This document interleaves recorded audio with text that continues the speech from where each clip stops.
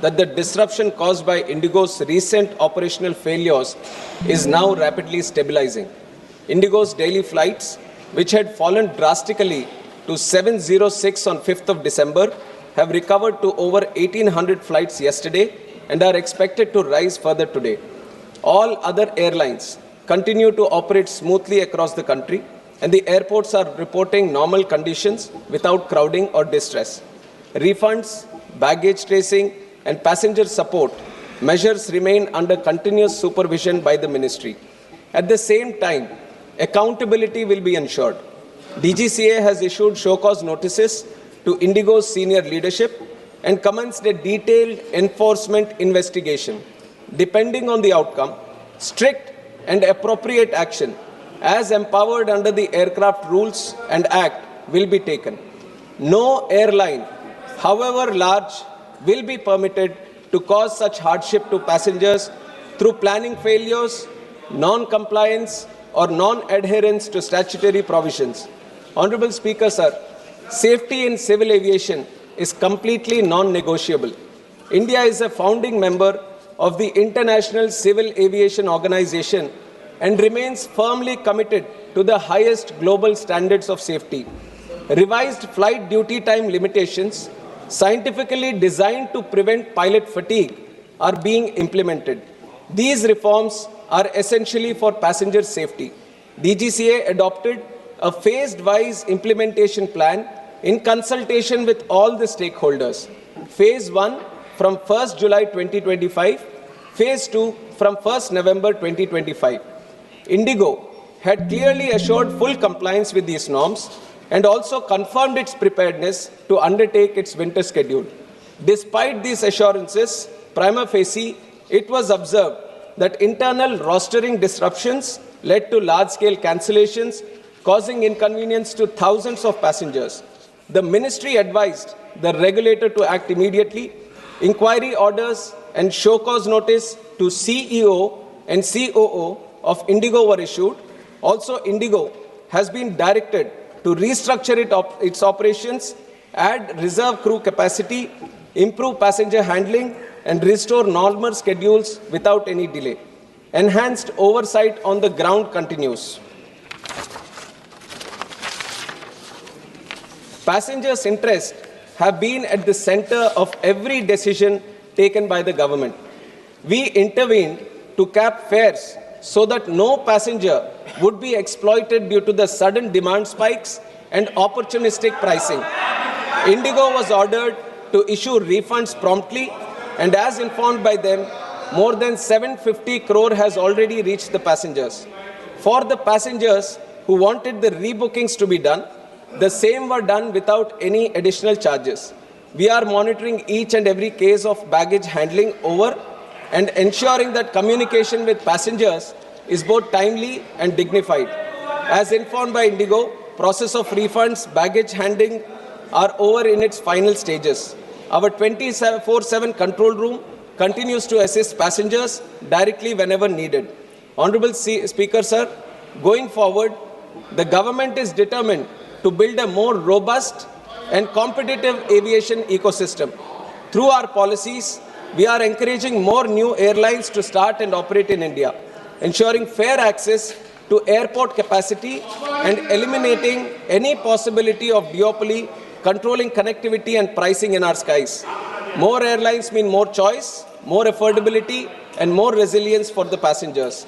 In the last 1 decade, Indian aviation has evolved to become more inclusive.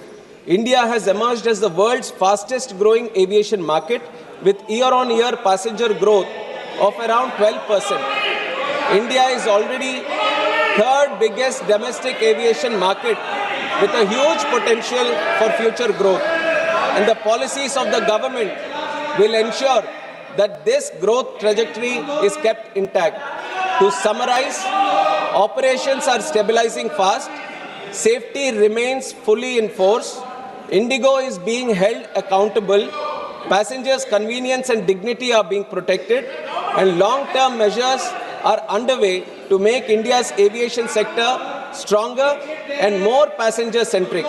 The government will remain fully vigilant until normalcy is achieved and will continue to ensure that every passenger in India travels safely, comfortably, and with the respect they deserve. Thank you, Honorable Speaker, sir.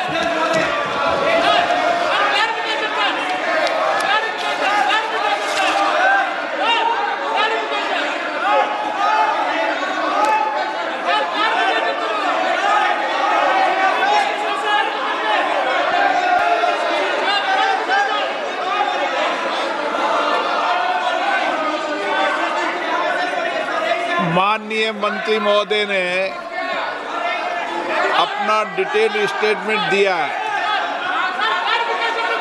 और सारी स्थिति को स्पष्ट किया है। संबंधित agency को notice दिए गए हैं, उसकी जांच का कार्रवाई चल रही है। मुझे लगता है कि उन्होंने सारे विषय को डिटेल तरीके से सदन के सामने प्रस्तुत कर दिया गया है। कल आपने विषय रखा, मैंने कहा माननीय मंत्री जी डिटेल स्टेटमेंट देंगे। कल मैंने आपको बोलने का अवसर दिया था, ये आपका तरीका उचित नहीं है, संसदीय परंपराओं के अनुरूप भी नहीं है। मेरी ये अपेक्षा है कि आपको अगर कोई चर्चा करनी है तो आप नोटिस दीजिए, यही संसदीय परंपरा रहती है। आप बिना नोटिस दिए ही करें। कल आपने कहा मंत्री जी ने डिटेल स्टेटमेंट दे दिया, सारी स्थिति को स्पष्ट कर दिया गया। Item number 19। फिर से मुस्लिम तुष्टीकरण के नाम पर भारतीय मुसलमानों को कटघरे में खड़े करने की कोशिश की जा रही है, लेकिन मैं सदन में बताना चाहूँगी कि हम भारतीय मुसलमान जिन्ना के आह्वान को ठुकराकर अपने इस प्यारे वतन की मिट्टी के साथ मजबूती से जुड़े रहे। हमने महात्मा गांधी, बाबा साहब डॉक्टर भीमराव अंबेडकर, रविंद्रनाथ टैगोर जी, सुभाष चंद्र बोस जी, मौलाना अबुल कलाम आज़ाद, अशफाक उल्लाह खां साहब के विचारों को अपनाया। हम भारतीय मुसलमान इंडियंस बाय चॉइस हैं, बाय चांस नहीं। वंदे मातरम के किन छंदों को राष्ट्रगीत के तौर पर अपनाया जाए, यह फैसला सर रविंद्रनाथ टैगोर और सुभाष चंद्र बोस जी जैसे नेताओं के परामर्श के बाद हुआ। क्या अब हम उन महान नायकों की समझ पर प्रश्न चिन्ह उठाएंगे? उन्हें देश को बांटने वाला और तुष्टीकरण करने वाला कहने का पाप करेंगे? उन महान हस्तियों ने वंदे मातरम के उन छंदों को अपनाया जिन्होंने देश के हर वर्ग, हर धर्म के मानने वालों को एक सूत्र में पिरोने का काम किया। और मैं एक घटना आप लोगों के सामने रखना चाहती हूँ।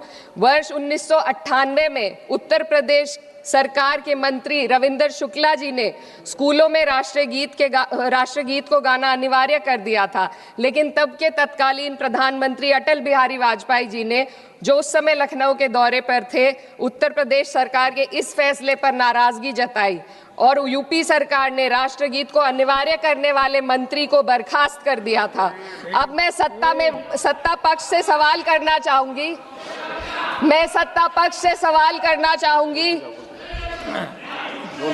बोलने दीजिए।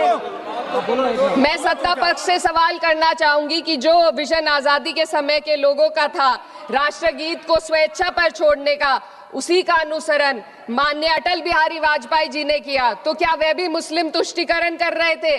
जी नहीं, अटल बिहारी वाजपेयी जी राजधर्म निभा रहे थे। देश में सब धर्मों को एक साथ लाना, सबके जज्बात का एहसास करना ही सबसे बड़ा राष्ट्रवाद है।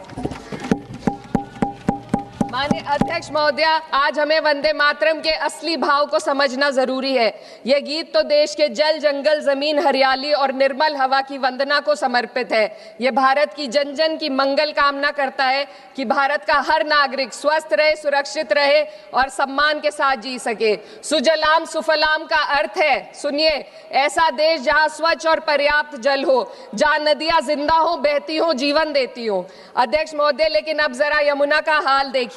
दिल्ली प्रदूषण नियंत्रण समिति की 2025 की रिपोर्ट बताती है कि यमुना के कई हिस्सों में बीओडी स्तर 127 mg पर लीटर है। तक पहुंच चुका है, जबकि किसी जीवित नदी के लिए ये 3 mg पर लीटर से कम होना चाहिए।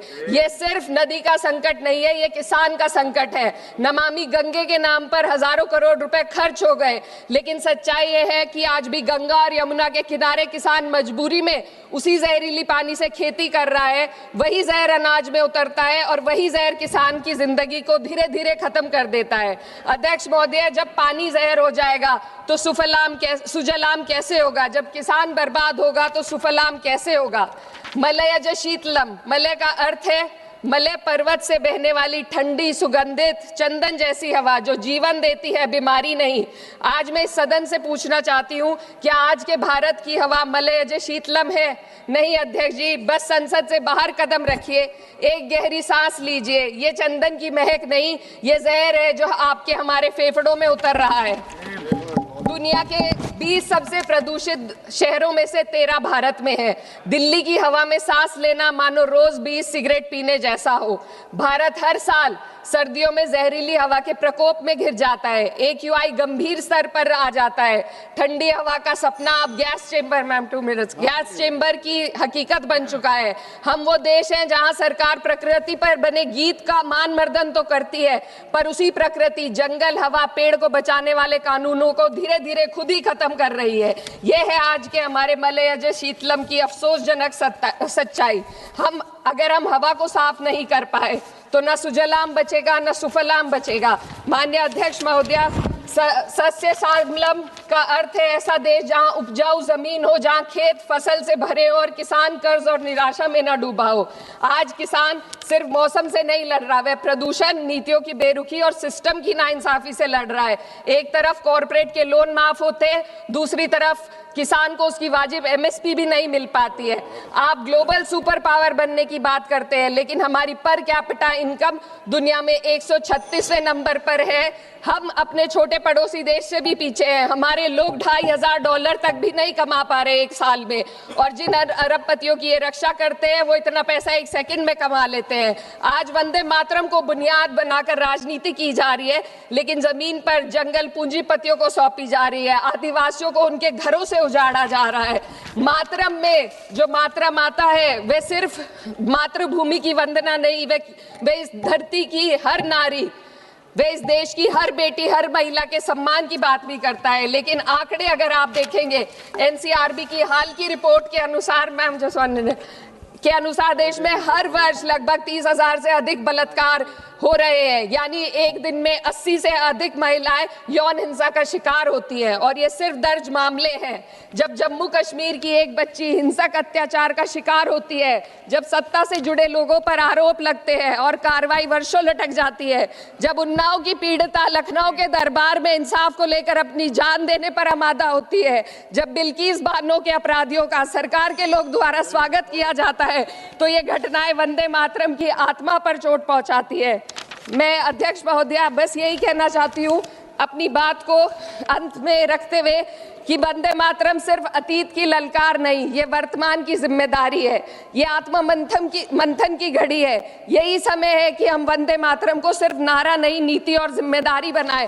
और अपने जज्बात को मैं आलमा इकबाल साहब के तराना हिंद के साथ इस सदन में रखना चाहती हूँ कि सारे जहां से अच्छा हिंदुस्तान हमारा, हम बुलबुले हैं इसके, ये गुलसिता हमारा, मजहब नहीं सिखाता आपस में बैर रखना, हिंदी है हम, वतन है हिंदुस्तान हमारा। श्रीमती लवली आनंद।